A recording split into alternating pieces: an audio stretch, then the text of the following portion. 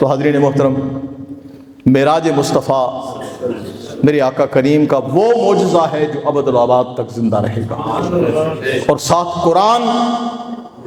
وہ معجزہ ہے جو ہمیشہ کے لیے زندہ ہے۔ انسان ترقی کرتا کرتا جہاں بھی پہنچے گا، جو بھی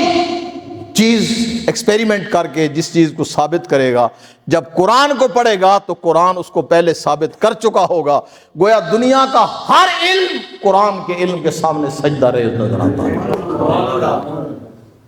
آخری بات کر کے بات ختم کرتا ہوں۔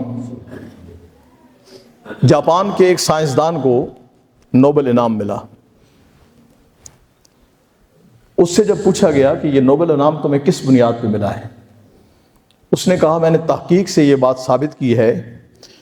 کہ انسانی جسم میں کچھ ایسے چیزیں ہوتی ہیں جو اعضاء ہیں جو بیکار ہوتے ہیں، تو جب انسان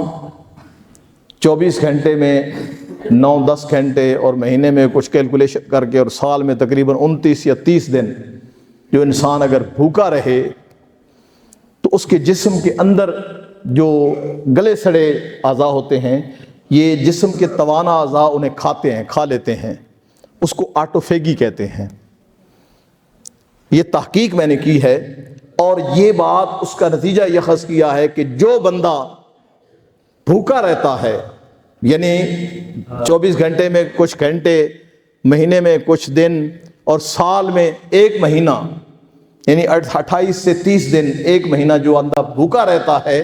اس کو کبھی کینسر کا مرض لاحق نہیں ہوتا،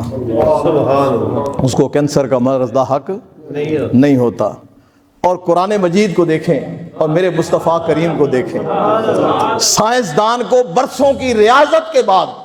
جو بات سمجھ آئی، میرے مصطفیٰ نے 2 لفظوں میں سمجھا دی۔ میرے مصطفیٰ کریم نے صرف 2 لفظوں میں سمجھائی، فرمایا سومو تصحو،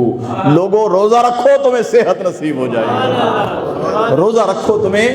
صحت نصیب ہو جائے گی۔ بس آج ضرورت اس امر کی ہے کہ ہم ماننے والوں میں ہوں، اعتراض کرنے والوں میں نہ ہوں، کہ جو میرے مصطفیٰ کی زبان پر اعتراض کرتا ہے، میرے آقا کی سنت پہ اعتراض کرتا ہے، اس کی نہ یہ دنیا بچتی ہے نہ وہ دنیا بچتی ہے۔ اور جو غیب پر ایمان لانے والے میرے مصطفیٰ کی زبان پر ایمان لاتے ہیں، ان کی یہ دنیا بھی بچ جاتی ہے، ان کی قبر بھی بچ جاتی ہے، ان کا حشر بھی بچ جاتا ہے۔ وما علینا الا البلاغ۔